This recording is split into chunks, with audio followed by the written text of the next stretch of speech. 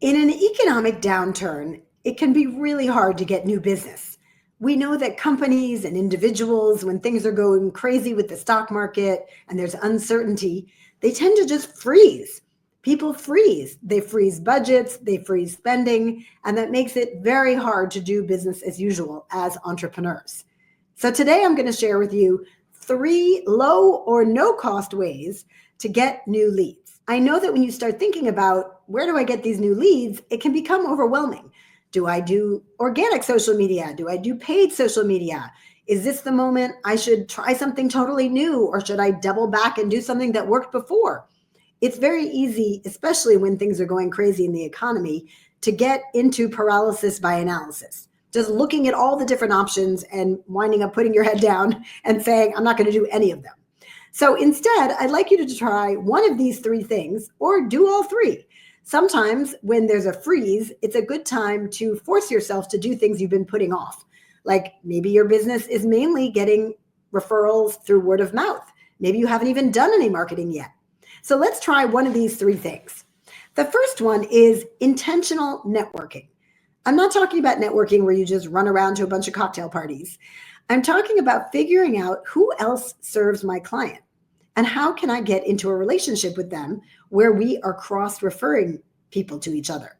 So I'd love you to go through your LinkedIn profiles, everybody you're connected to, and maybe send them a little message that says, hey, I'd love to hop on a call with you and see how we can support each other and refer each other business. That's a great email or direct message to get on LinkedIn.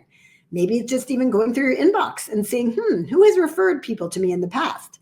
Maybe you can make that more formal or set up a virtual little coffee date. You could pick maybe 3 to 5 people in your industry or people who are adjacent to your industry and could be sending you referrals, and get everybody together on a Zoom. If they work with each other, they'll be thankful to you. And if they send you people, well, that's an immediate win, and you can send them people too. So that's the first thing, is do some intentional networking and reach out to, let's say, 5 to 10 people who are in an adjacent industry or in your industry serving your same customer, but not selling the same thing. The second thing you can do is ask for referrals with confidence.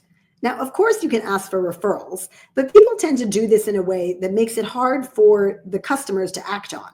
Meaning you might just mention it in an offhanded way or say, oh, if you know anybody looking for, a coach, please send them my way. But that's not very actionable. The best way to do referrals is to write up a little script or a little email that your past clients and customers can send out to people they know. Or maybe it's a little social media post. But basically do the work for them. Because if your clients and customers have loved working with you, and I'm sure they have, I'm sure they'd be happy to refer you. But you can't also expect them to do all the work. For instance, I'm an author, and I often have other authors asking me to post a review for them on Amazon. Well, I want to do it, but my list is very long. I go to sleep every night with unanswered emails, just like we all do, and that just keeps falling to the bottom of the list. But if someone says, hey, will you write a review for me on Amazon? And here's a little sample review. Can you just edit it, fix it up, and post it? I'm way more likely to do that because they've already done most of the work for me. Same thing with referrals. When I ask our past clients to refer, I always give them the language so they don't have to sit there in their busy day and think about, oh, how do I describe Julia? Does she like to be described as a scaling coach or a business coach or a sales trainer? Why should they have to do that? So if you sit down and write up that email today and send it with a little cover note or a little topper to 10 or 15 of your best past clients, they can then send it out to people they know.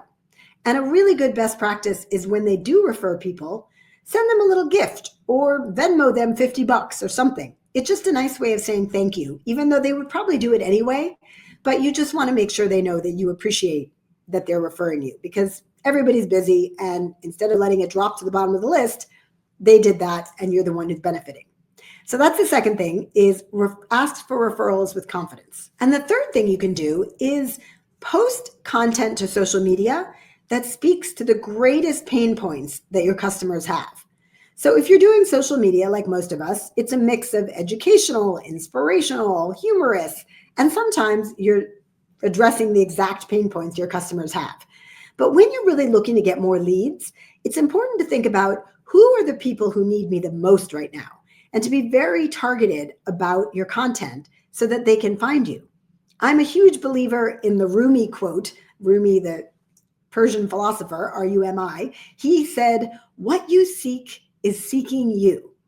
And I love that because they're seeking your help and you're seeking them as clients.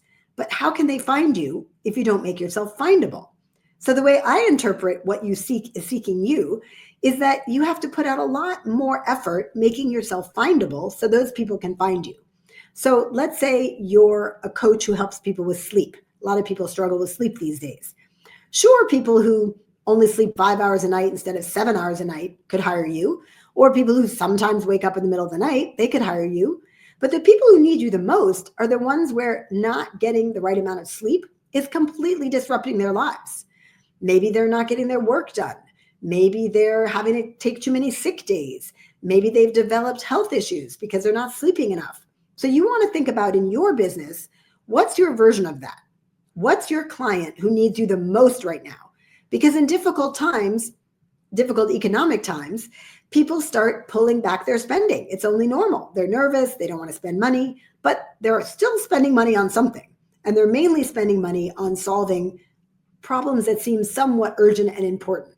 So what is the most urgent and important problem that you can solve for your customer? And make some social media content around that. It could be posts for Instagram or LinkedIn. It could be a free giveaway on your website that you also give away via social media. And if you're having trouble thinking of the content, just ask yourself, what do people often ask my help with? Or what's the first thing I do with a client? And that thing where they're often calling you after or saying, wow, that was so helpful. Thank you so much for that. I'm sure you have some thing that you do that people always thank you for. Maybe that should become the giveaway or something that you use to pull in new leads. All right, just to recap, these are 3 low or no cost ways of getting new leads in difficult economic times and all the time.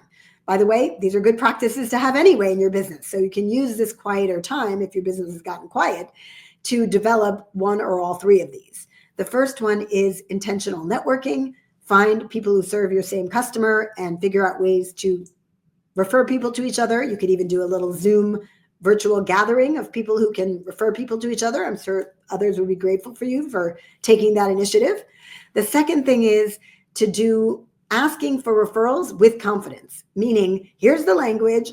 I'd be so grateful if you'd send this out to a couple of people. And if you do refer to someone and they sign up, I'm going to send you a thank you gift, or I'm going to Venmo you $50 or whatever. Think in advance about what that thank you will be. And the third thing is create content and post it about the biggest pain points that your customers have. Because whoever's in the most pain of your customers, meaning they have the biggest problem they need to solve, they're still going to spend the money. They're still going to hire people. But back to that sleep analogy, the people who are not sleeping great might want to do it at some point. They're going to press pause on that right now. Whereas the people who are really experiencing deep setbacks because of not getting sleep, they would look at that content, they would engage with it and set up a call or whatever your process is for getting in new clients. I hope you'll try one of those, and I will see you right back here next time. Until then, stay brave, go big, and stay calm in these difficult times. Bye.